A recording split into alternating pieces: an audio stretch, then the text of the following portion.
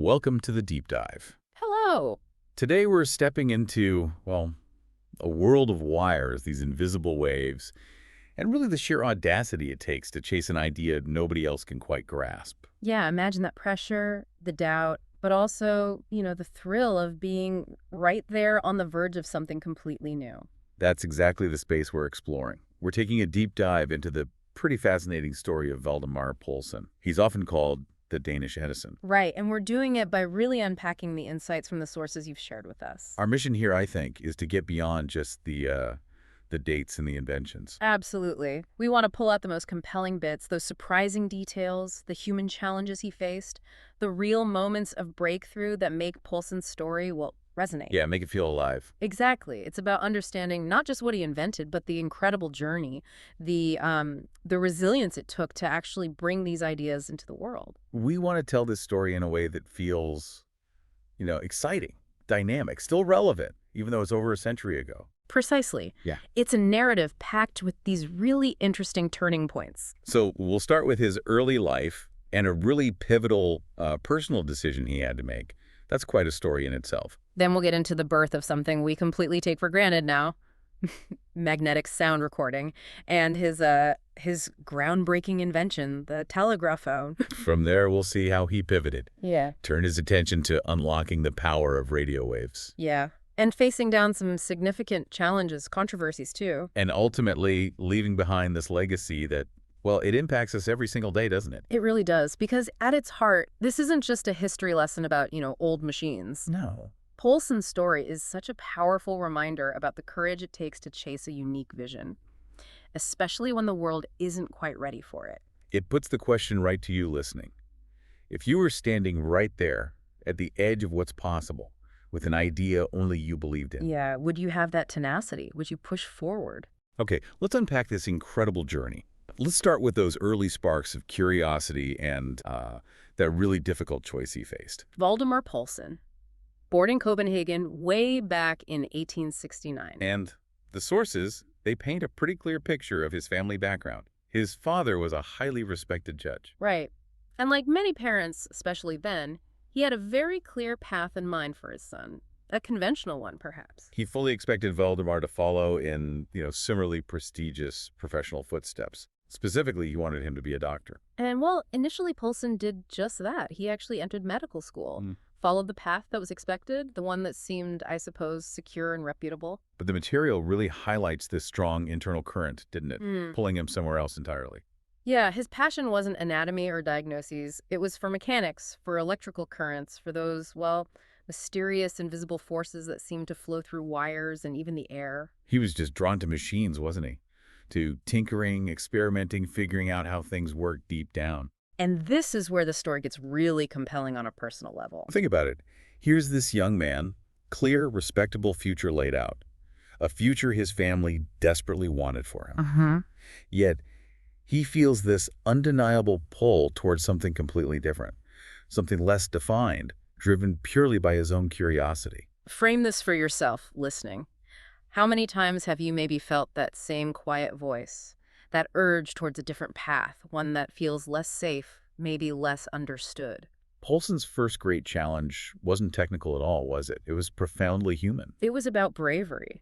The bravery to walk away from what was expected, from comfort, from certainty, to follow his own inquisitive mind. The sources really emphasize this as like the foundational act of courage. It set his whole trajectory. Absolutely. And that difficult, courageous decision to leave medicine, it ultimately led him to a place where his true interests could actually flourish. He ended up working at the Copenhagen telephone company.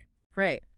And it's here, surrounded by all this rapidly evolving communication technology, that, the sources say his imagination just caught fire. It sounds like the perfect environment for him, the perfect crucible for his kind of mind. Yeah. Amidst the wires, the switchboards, he started pondering this question that was just radical for its time. Okay, so the phonograph existed then, right? Yeah. Edison had shown you could record sound by making physical grooves on wax. Exactly. But Poulsen wondered something different. Could sound be captured, stored, and replayed using magnetism alone? Wow. Could those fleeting vibrations in the air somehow be imprinted onto a magnetic medium like a wire and then retrieved? That wasn't just the next logical step. That was a huge conceptual leap. totally uncharted territory. It was a massive gamble, a dive into the unknown, really, with absolutely no guarantee it would work. So the sources detail this intense period of experimentation starting around 1898. Yeah, he worked tirelessly, trying different metals, different ways of applying magnetism, just refining his approach through endless trial and error. And his persistence paid off. It did. In that same year, 1898, he got his breakthrough. He invented the telegraphone. The world's first device capable of magnetic sound recording. Think about that. The very first time anyone had successfully captured audio, not as a physical groove, but as a magnetic pattern on a wire. So how did this magic work? I mean, simply put. Well, the material explains it pretty clearly. You'd speak into a microphone that turns your voice into an electrical signal. Okay. This signal then fed an electromagnet, which was right next to a thin steel wire moving quickly past it. Right. As the wire passed, the electromagnet magnetized tiny segments of it to different degrees, creating a magnetic pattern that basically mirrored the sound wave. And playback. To play it back, you just run the magnetized wire past a coil. Yeah. The changing magnetic field induces a tiny electrical current in the coil. Which you could then amplify. Exactly. Amplify it, send it to headphones or maybe a speaker, and you get the original sound back. Ingenious. Really ingenious for its time. But as the sources are quick to point out, this didn't just immediately sweep the world, did it? Oh, not at all. The road was incredibly rocky. The early telegraphone faced some major technical hurdles. Like what? Well, that steel wire was thin, it was fragile, it apparently had this nasty habit of twisting, stretching, even tangling. Oh dear. Not ideal for playback. Not at all. Made reliable playback difficult, sound quality inconsistent, and on top of that, the magnetic signals on the wire were actually quite weak. And amplification back then, around 1900, was primitive compared to now. Absolutely primitive. So getting a loud, clear signal back from that wire was a huge challenge. So, technical issues. Yeah. And then there was the world's reaction. Yeah. Reading the material, it seems a lot of people just didn't get it, didn't grasp the significance. Critics, maybe comfortable with the phonograph, just dismissed it. Often, yeah. Dismissed it as maybe a scientific curiosity, an interesting little gadget, but lacking real practical use. Not for mass music reproduction or office dictation, where the phonograph was already making some inroads. This is a really important insight from the sources, isn't it? Innovation isn't just about the invention. No, it's also about whether the whole ecosystem around it, the other technology, the market, the public imagination is ready for it. Poulsen's invention was just ahead of its time, in multiple ways. Investors hesitated. They weren't sure if this magnetic method could ever overcome its flaws or really compete with groove recorders. The world was just slow to understand the potential, simply because it was so different. It really highlights a powerful lesson, doesn't it? How often does the world fail to see the value in something truly new, precisely because it's unfamiliar, because it doesn't fit the existing boxes? Poulsen faced that skepticism head-on. Yet, and the sources really emphasize this, his persistence was incredible. He didn't let the technical problems or the market indifference beat him. No, he kept working, refining the design, believing in the fundamental power of magnetic recording. That resilience, that just refusal to give up, was just as crucial as his initial spark of genius. And that persistence, it led to a moment of real validation. Yes. The material highlights the 1900 Exposition Universelle in Paris, a huge event. He presented the telegraphone there, a chance to show it on a global stage. And it wasn't dismissed. It actually received a gold medal, a significant recognition of its ingenuity, even with its early flaws. And there's a fantastic detail from the sources about that exposition, too, isn't there? Something specific he recorded. Yes.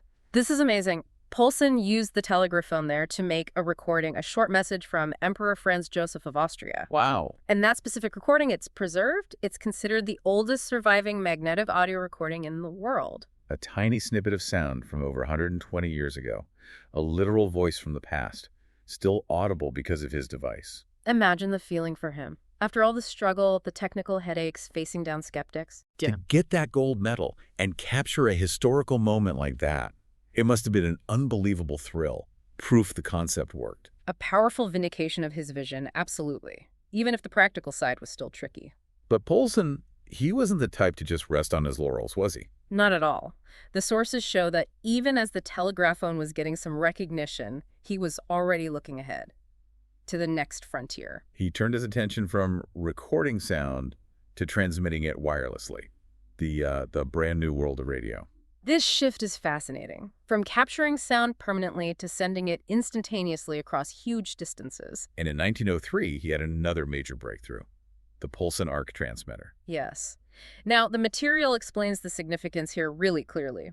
At the time, most wireless transmitters, like Marconi's early ones, generated damped wave, Meaning? like bursts of radio energy that quickly faded out, think spark gaps, made consistent long-distance communication hard, limited how much information you could send. Okay. The Poulsen arc transmitter changed the game. It could generate continuous, undamped radio waves. Like a steady tone instead of just sharp pulses. Exactly like that. And this continuous wave technology was absolutely critical. It allowed for much more stable, efficient long-distance wireless telegraphy first, but crucially, It was necessary for transmitting voice and music. precisely, it laid the essential groundwork for what would become modern radio broadcasting and even wireless telephony later on. This invention, the Poulsen arc, it was truly world-changing then. A cornerstone technology for wireless communication in the early 20th century. Absolutely massive impact. Yet even with something so clearly impactful, the sources reveal the path was still incredibly difficult. Still obstacles. Oh yeah, technical limitations were still there, just different ones, like managing the intense heat the arc generated. And perhaps even tougher, he faced fierce competition. Right, the field of radio was exploding then. It was intense. You had figures like Marconi, another giant in early wireless. It was a race inventors, companies, all vying for dominance, for patents, for control of this transformative tech. So Poulsen wasn't just battling physics. No, he was battling powerful commercial interests and the inertia of established methods like wired telegraphy, which maybe saw wireless as a threat. So again, this multifaceted battle, technical hurdles, scientific rivals, and the resistance of a world maybe hesitant to fully embrace such a radical shift. And the sources show, despite these huge pressures, Poulsen kept fighting.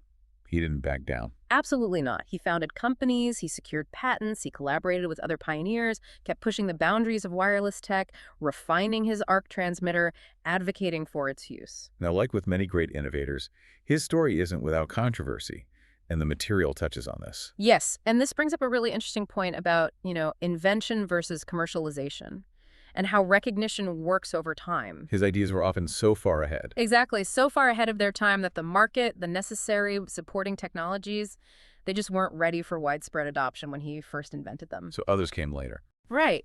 Other inventors, companies, they'd build on his fundamental concepts, refine them, maybe use different materials or methods, and bring them to market decades later when the timing and tech were finally right. Which sometimes led to disputes, or overshadowed his original work. It could, yeah. Disputes over priority? Or just in the public mind, the later, more successful commercial product gets remembered more than the initial pioneering concept.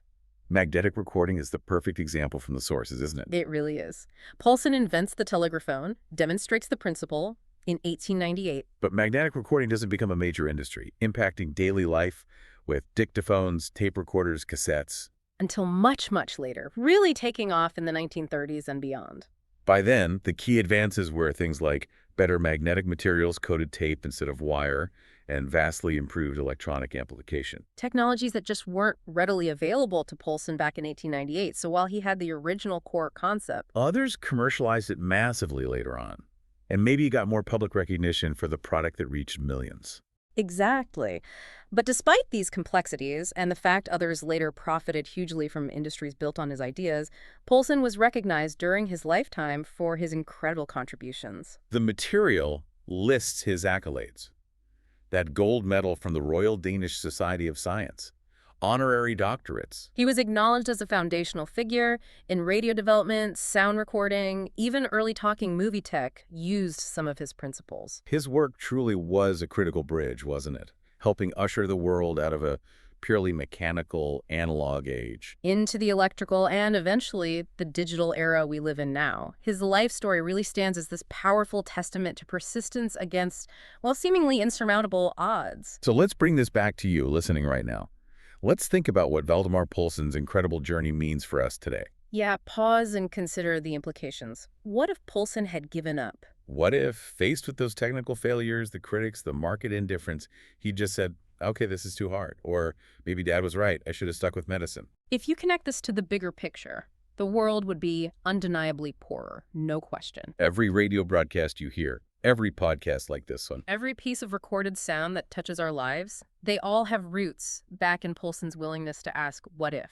And then having the sheer daring and determination to find out. His work on continuous wave radio was fundamental to global communication, broadcasting, countless other things. So the core lesson we can take from the sources, from his life, it isn't just about his brilliance as an inventor, though he clearly had that. It's about the resilience, isn't it?